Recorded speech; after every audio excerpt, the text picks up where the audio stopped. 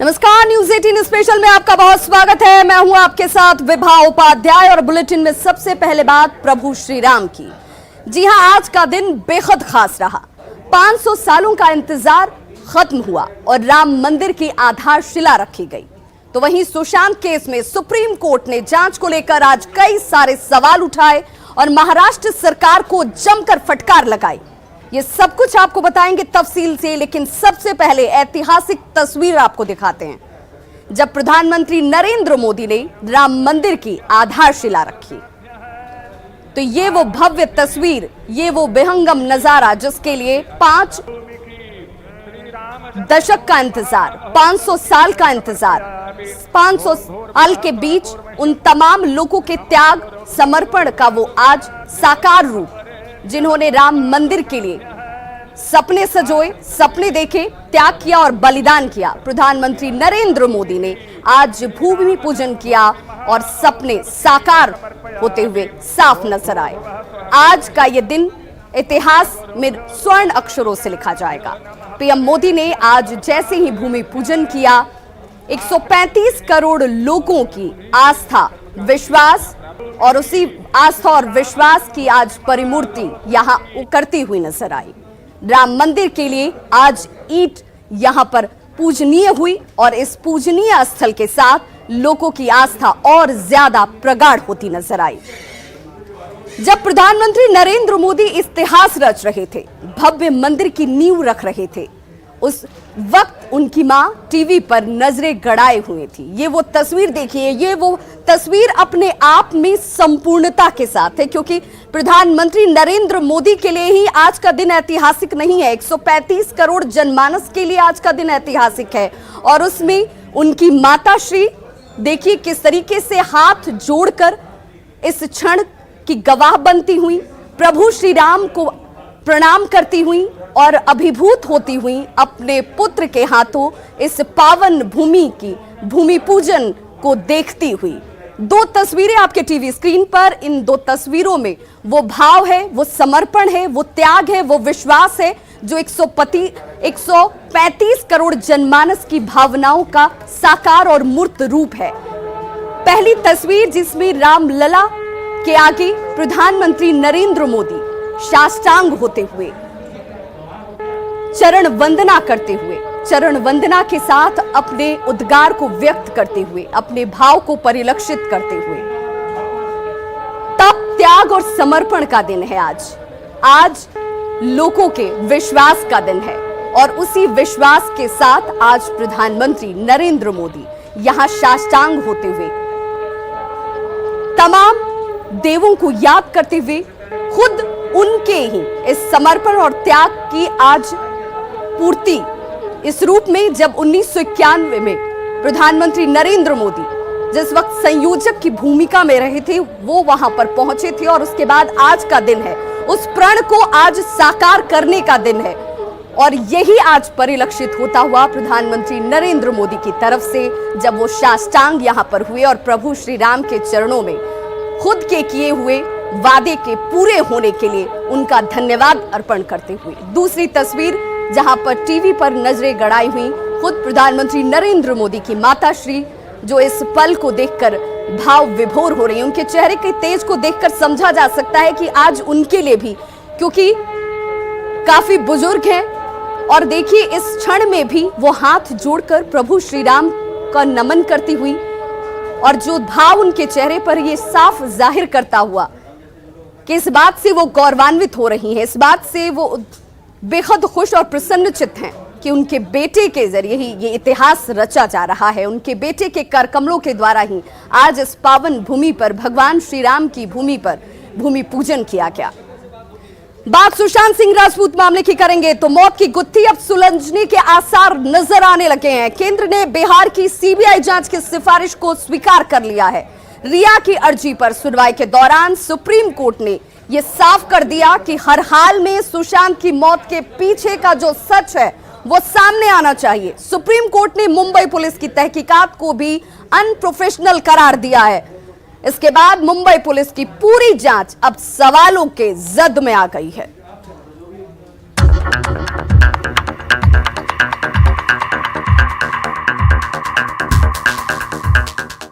केंद्र सरकार से सीबीआई जांच की मंजूरी और सुप्रीम कोर्ट की सख्ती के बाद अब ये तय हो चुका है कि सुशांत के गुनहगार अब नहीं बचेंगे। दरअसल सुशांत की मौत के मामले में एक्ट्रेस रिया चक्रवर्ती की अर्जी पर सुप्रीम कोर्ट में आज सुनवाई हुई, जिसमें सभी पक्षों की दलील सुनने के बाद कोर्ट ने सभी पक्षों से 3 दिनों में जवाब दाखिल करने का आदेश दिया है।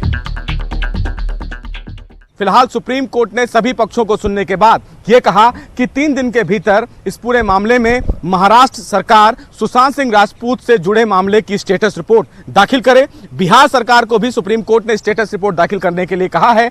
अगले हफ्ते सुप्रीम कोर्ट इस पूरे मामले में अहम सुनवाई करेगा। सुप्रीम कोर्ट ने महाराष्ट्र सरकार को जमकर फटकार लगाई और पूछा कि तकरीबन 50 दिनों की जांच के बाद मुंबई पुलिस किस नतीजे पर पहुंची है। कोर्ट ने साफ कहा कि मुंबई पुलिस प्रोफेशनल तरीके से काम नहीं कर रही है और जो जांच हो रही है, जो बिहार सरकार की पुलिस गई और जांच हो रही थी, उस पर एक बड़ी कड़ी टिप्पणी माननीय सर्वोच्च न्यायालय ने बॉम्बे पुलिस पर की है कि जांच जो होना चाहिए एक प्रोफेशनल तरीके से होना चाहिए। न इसका मतलब क्या है? इसका मतलब है कि सुप्रीम कोर्ट माननीय सर्वोच्च न्यायालय ने महाराष्ट्र बॉम्बे पुलिस का जो तरीका था जांच का, उसे प्राइमा फेसियाई अप्रूव नहीं किया। सुप्रीम कोर्ट ने सुशांत जैसे एक्टर की मौत पर हैरानी जाहिर की और बिहार पुलिस के साथ मुंबई पुलिस के रवैये पर भी नाराजगी जाहिर की। सुशांत सिंह राजपूत के पिता की तरफ से विकास सिंह ने कोर्ट में कहा कि मुंबई पुलिस बिहार पुलिस को जांच में कोऑपरेट नहीं कर रही है, जिस पर सुप्रीम कोर्ट ने महाराष्ट्र सरकार को फटकार लगाते हुए ये कहा कि जिस तरह महाराष्ट्र पुलिस बिहार पुलिस को सपोर्ट नहीं कर रही है, उससे समाज में एक गलत संदेश जाता है। दरअसल सुशांत मामले की जांच में मुंबई पुलिस की तहकीकात का तरीका शुरू से सवालों की जद में है। सबसे बड़ा सवाल तब उठा जब रविवार को आईपीएस विनय तिवारी जांच के लिए मुंबई पहुंचे, जहां उन्हें 14 दिनों के लिए क्वारंटीन कर दिया गया। विनय तिवारी को क्वारंटीन करने के मामले को लेकर अब बिहार पुलिस कोर्ट का दरवाजा खटखटाने की तैयारी कर रही है। अधिकारी को इलीगली डिटेन किया गया है, हम एकदम मूव करेंगे, तुरंत मूव करेंगे। हम सरकार को बता करके हम मूव करेंगे कोर्ट में कि हमारे अधिकारी का इलीगल डिटेंशन हुआ है, जिसका अधिकार नहीं है बीएमसी को। एग्जम्पशन वो दे सकते थे, और जितने लोग जा रहे हैं मुंबई में सबको क्वारंटीन कर रहे हैं क्या? ये क्या तरीका है? जाहिर तौर पर मुंबई पुलिस अब जांच की फांस में फंस चुकी है। अब देखना है कि कोर्ट की अगली सुनवाई में मुंबई पुलिस क्या जवाब दाखिल करती है। न्यूज़ 18 के लिए दिल्ली से सुशील पांडे के साथ पटना से वृजम और अमित कुमार की रिपोर्ट। तो सुप्रीम कोर्ट ने महाराष्ट्र सरकार को आज जमकर फटकार लगाई और सुप्रीम कोर्ट में आज क्या कुछ हुआ ये जानना बेहद जरूरी है। और ऐसे भी सुशांत सिंह राजपूत केस में आज रिया चक्रवर्ती की याचिका पर सुप्रीम कोर्ट में जैसे ही सुनवाई हुई, दलीलें सरकार के साथ ही रिया और सुशांत के पिता के वकीलों की तरफ से भी रखी गई, लेकिन सुप्रीम कोर्ट ने मुंबई पुलिस के रवैये पर कड़ा ऐतराज जाहिर करते हुए महाराष्ट्र सरकार की जमकर खिंचाई की। कोर्ट रूम में क्या कुछ दलीलें दी गई, देखिए हमारी इस रिपोर्ट के जरिए।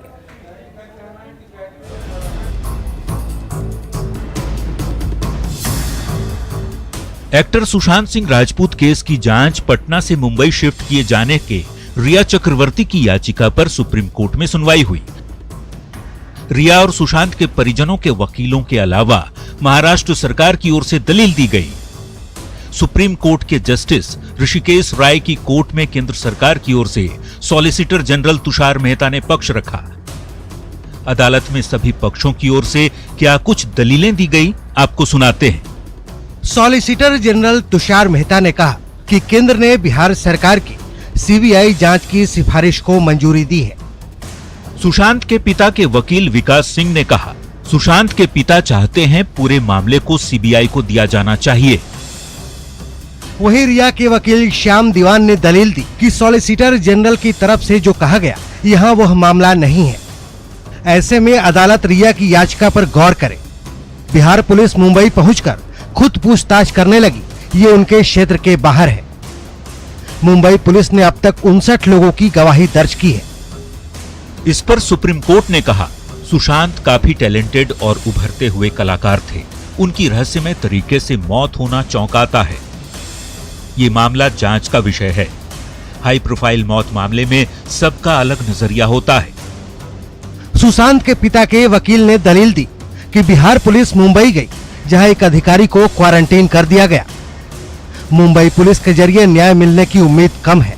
मुंबई पुलिस को बिहार पुलिस का सहयोग करने का निर्देश जारी किया जाए। इस पर सुप्रीम कोर्ट ने कहा, सीबीआई जांच को लेकर महाराष्ट्र सरकार जवाब दे, हम तय करेंगे कि मामले की जांच कौन करेगा। इस पर सुशांत के पिता के वकील विकास सिंह ने फिर दलील दी कि मुंबई पुलिस पर भरोसा नहीं है, वो सबूतों से छेड़छाड़ कर सकते हैं। रिया चक्रवर्ती को किसी भी तरह से राहत नहीं मिलनी चाहिए। सुप्रीम कोर्ट ने कहा, इस मामले का सच सामने लाना होगा। वहीं महाराष्ट्र सरकार के वकील आर बसंत ने दलील दी कि यह पूरी तरह से राजनीतिक मामला बन चुका है। मुंबई पुलिस की जांच के दौरान बिहार पुलिस की जांच उचित नहीं है। इस दलील पर सुप्रीम कोर्ट ने कहा, बिहार के आईपीएस ऑफिसर के साथ बुरा बर्ताव उचित नहीं है। इससे काफी गलत संदेश जाता है। महाराष्ट्र सरकार तमाम सबूतों को सुरक्षित रखे। महाराष्ट्र सरकार सुनिश्चित करे कि जांच प्रोफेशनल तरीके से हो। इस पर महाराष्ट्र सरकार के वकील आर बसंत ने फिर से दलील दी कि सुप्रीम कोर्ट इस मामले में कानून के मुताबिक फैसला ले। सॉलिसिटर जनरल तुषार मेहता ने कहा, इस पूरे मामले में रिया चक्रवर्ती की भूमिका की जांच होनी चाहिए। महाराष्ट्र सरकार के वकील आर बसंत ने फिर कहा कि बिहार पुलिस की कार्रवाई राजनीति से प्रेरित है। इस पर सॉलिसिटर जनरल तुषार मेहता ने कहा, सीबीआई को इस मामले की जांच सौंप दी गई है, लिहाजा अब महाराष्ट्र पुलिस कुछ न करे। अब कार्रवाई सबूतों को नष्ट करने के दायरे में आएगी। इस पर भी महाराष्ट्र सरकार के वकील आर बसंत ने दलील दी और कहा कि मुंबई पुलिस जांच करने में सक्षम है। फिर सुशांत के पिता के वकील विकास सिंह ने कहा, जिस व्यक्ति ने सुशांत के शरीर को नीचे उतारा था, उसे मुंबई पुलिस ने हैदराबाद जाने की अनुमति दी। सॉलिसिटर जनरल तुषार मेहता ने दलील दी कि जल्द ही केंद्र सरकार इस मामले में सीबीआई जांच से जुड़ा नोटिफिकेशन जारी करेगी। सुप्रीम कोर्ट ने कहा, महाराष्ट्र और बिहार सरकार अब तक की जांच का स्टेटस रिपोर्ट दाखिल करे। 3 दिन के भीतर जवाब दाखिल किया जाए। अगले सप्ताह मामले पर सुनवाई करेंगे। इस पर रिया चक्रवर्ती के वकील श्याम दीवान ने दलील दी कि अगली सुनवाई तक रिया के खिलाफ बिहार पुलिस एक्शन न ले। अंत में सुप्रीम कोर्ट ने कहा, हम चाहते हैं कि सभी वकील यहाँ हैं, सबने आपकी बात सुन ली है, हमें आदेश देने की जरूरत नहीं है। न्यूज 18 के लिए दिल्ली से सुशील पांडे के साथ ब्यूरो रिपोर्ट।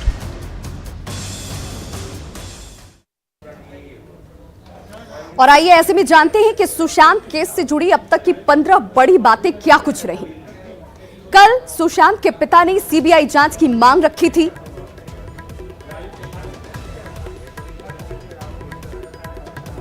कल ही बिहार सरकार ने सीबीआई जांच की सिफारिश की थी। मंगलवार शाम सीबीआई जांच की अधिसूचना भी जारी कर दी गई। आज केंद्र ने बिहार सरकार की सिफारिश को मंजूर कर लिया। केंद्र सरकार ने सीबीआई जांच को मंजूरी दे दी है। अभी सीबीआई जांच की नोटिफिकेशन हालांकि जारी नहीं हुई है। मुंबई पुलिस ने अब तक 59 लोगों के बयान इस पूरे मामले में दर्ज किए हैं। आईपीएस विनय तिवारी को बीएमसी छोड़ने को हालांकि तैयार नहीं है। बीएमसी ने आज बिहार पुलिस की चिट्ठी का जवाब दिया।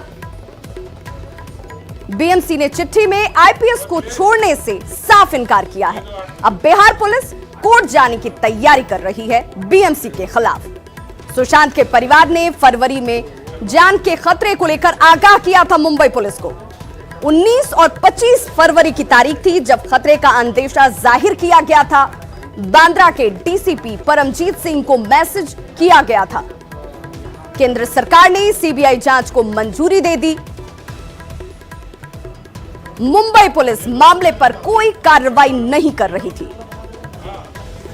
अब मुंबई पुलिस ने नया दावा किया है। सुशांत के जीजा ने रिया पर दबाव बनाने को पुलिस से आग्रह किया था। सुशांत के जीजा पुलिस सेवा में खुद एक अधिकारी हैं। आज सुप्रीम कोर्ट में रिया की अर्जी पर सुनवाई होती है। और इस सुनवाई के साथ ही सुप्रीम कोर्ट ने यह जाहिर कर दिया कि 3 दिनों की मोहलत दी जा रही है और इस 3 दिनों के भीतर दोनों ही स्टेट, दोनों ही राज्यों की तरफ से जवाब दाखिल किए जाएं और अगले हफ्ते इस पर सुनवाई की जाएगी। पटना मध्य के सिटी एसपी विनय तिवारी को क्वारंटीन पूरा करना होगा, यह कहना है बीएमसी का। बिहार के डीजीपी गुप्तेश्वर पांडे हालांकि इसका विरोध कर रहे हैं। गुप्तेश्वर पांडे ने न्यूज 18 से एक्सक्लूसिव बातचीत में कहा कि मुंबई पुलिस बिहार पुलिस के अधिकारियों को परेशान कर रही है। उनके नियम प्रावधान को पढ़ा है ना। सैकड़ों जहाज आज बम्बे एयरपोर्ट पर उतर रहे हैं और उसमें से हजारों यात्री उतर रहे हैं। किसको किसको क्वारंटीन किया इन्होंने? हमारे ही 4 पदाधिकारी गए, उनको क्वारंटीन किया क्या? और हमारे आईपीएस अफसर गए, उनको क्वारंटीन कर दिया।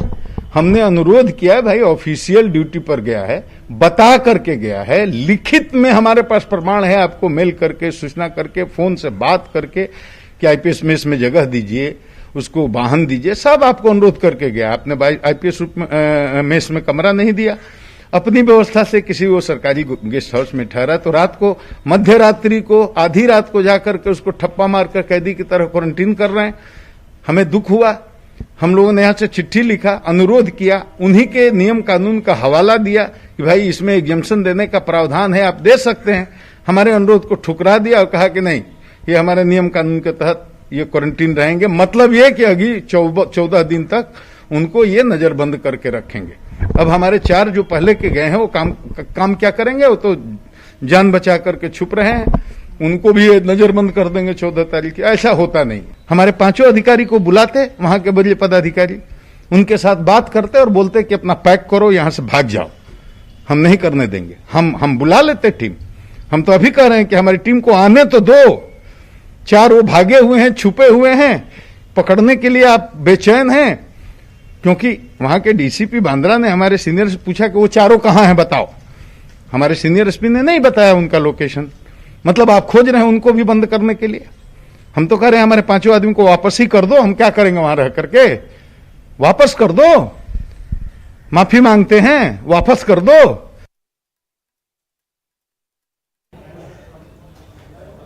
तो बिहार सरकार ने बीएमसी को चिट्ठी लिखी थी और जवाब मांगा था कि ये जानकारी देने के बावजूद एक आईपीएस रैंक के अधिकारी के साथ इस तरह से क्यों किया गया, जिस पर जो जवाब सामने से बीएमसी की तरफ से आया है कि 14 दिनों के टर्म को पूरा करना होगा क्वारंटीन के आईपीएस अधिकारी को और उससे पहले उन्हें छोड़ा नहीं जा सकता है।